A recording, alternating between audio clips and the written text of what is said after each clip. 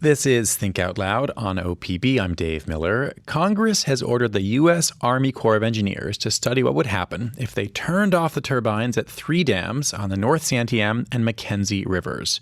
For about 70 years now, the Detroit, Big Cliff, and Cougar dams have been used for both flood control and power generation. But while none of them generate that much electricity, they do impede fish passage. So the thinking goes, turning off the turbines could be the most cost-efficient way to help fish with minimal impact to the Northwest energy grid. Bill Paler wrote all about this for the Statesman Journal recently, and he joins us with the details. Bill Paler, welcome to Think Out Loud. Hey, how you doing? Doing well. Thanks for joining us. Why exactly did Congress ask the Corps to study what would happen if these turbines were turned off? I think they recognized that these are not really cost effective anymore, at least not in the same way that they were at one point. I mean, you're talking about a trickle of energy in any of these dams. And we're talking 4% of the hydropower produced in the Northwest is coming from the Willamette Basin. And these three dams specifically, it's 2%. So, and really the Corps of Engineers has had to keep trying to produce power at maximum output because that's their congressional authorization. Now they're losing some lawsuits. So they're reticent to make any actual functional changes, and because they have that congressional authorization. So now Congress, specifically Peter DeFazio and Kurt Schrader, the representatives in this area and the Eugene area, they're the ones who are saying, hey, this is going to make some more sense if we start looking to turn these things off. And if they don't do it, these fish species could be extinct if they don't get it done in enough time. So there are a couple different pieces here, and one of them that you started with is the energy generation. Can you put the electricity generated from these three dams in the context of the much larger dams on the Columbia or Snake River? Sure. If we look at just say Detroit. Detroit makes, we're saying 100 megawatt hours a year. And that's before they had to make operational changes last year because the Corps keeps on losing all these lawsuits. So the one last year, they basically had to cut off some of the power production during peak times because they had to allow for fish passage. And, the Corps loses these lawsuits. It's like watching a storied sports franchise just keep getting beat. So they're cutting back. They're doing the same thing with Cougar this year. Cougar makes about 25, Big Cliff's about 18, according to the Corps. And we compare that with like John Day Dam. They're making 2,000. We look at Grand Coulee, you're making 7,000 megawatt hours. So we're talking just a tiny bit here. It's enough that they're making enough power at these dams that it's still making some money, but in a way it's also costing a lot of money because they got to pay for all these fish passages with making all these. And that's the price there is immense. You noted that as of 2018, and so the price probably could have gone up since then, the Corps estimated that it would cost between $100 million and $250 million to be in compliance with legal settlement and salmon recovery plan just for one of these dams, just for the Detroit dam. So I mean, is part of the thinking here that at a certain point it would simply be cheaper for the Corps and Bonneville Power Administration to simply stop operating these dams? Well, the Corps has to operate. I mean, they're there for flood control. That's the thing that's the primary function of these. And those dams have saved, I'm just gonna guess hundreds of millions of dollars and thousands of lives over the course, since the 1950s.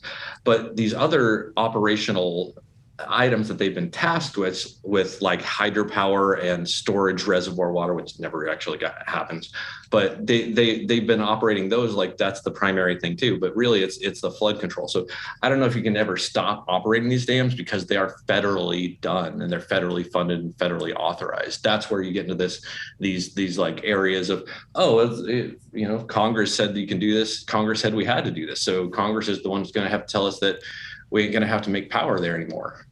So this is an important point here. What Congress asked the Corps to do is simply say what would happen if they stopped operating these dams as hydroelectric power plants, stop turning the turbines, as opposed to saying what would happen if we breached them, if we took them down, like what happened on the Elwha River in Washington 10 years ago, or which is, in process for a series of dams on the Klamath River. We're not talking about breaching, simply not getting power.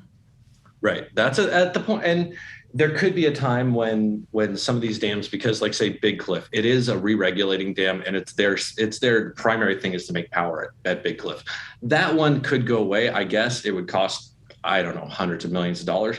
Detroit, though, you're still going to have to do the flood control because we're in a valley, and y'all probably don't see it as much up there in Portland, but down here, when it rains really hard like it does today, you get this for a couple of weeks, and you're going to start, get some warming in the mountains and some runoff. You're going to get the water levels up pretty high, and it can start to hit the riverbanks down on the North Santiam, on the Mackenzie, all them. It can start hitting it pretty hard, and that's where you risk some flood damage if you don't have these dams. We could see some of the low. There's some of these that the power production is just such a minor part of it that can go away, and the world ain't going to end. But the flood control, but at the same time, they keep on losing all these lawsuits about the fish, and the survival of like the native species of fish in the ecosystems that they have to, that those fish support so much, that they got to do something. They got to make some changes. That's why they've been making these minor changes in the last couple of years, which is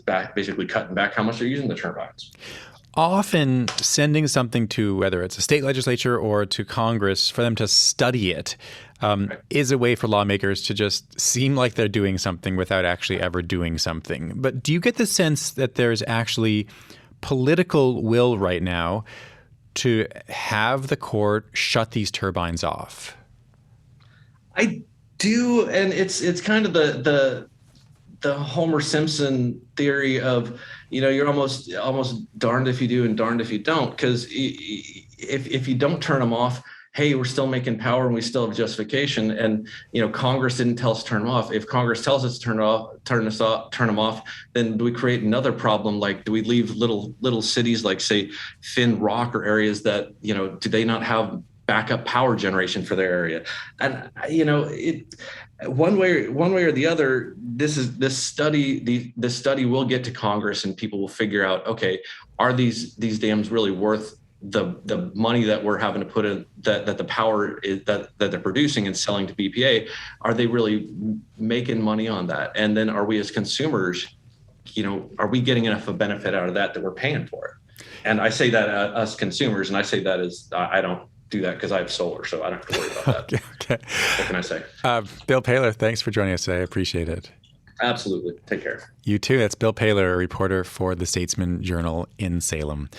Tomorrow on the show, we're going to talk to Oregon's senior Democratic Senator Ron Wyden. We'll focus on Facebook, the recent revelations about the federal response to Portland protests last summer, and the fate of the infrastructure and social spending bills.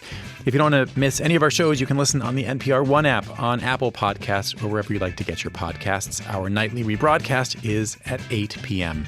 Thanks very much for tuning in to Think Out Loud on OPB and KLCC today. I'm Dave Miller. We'll be back tomorrow. Think Out Loud is supported by Steve and Jan Oliva, the Rose E. Tucker Charitable Trust, and Ray and Marilyn Johnson.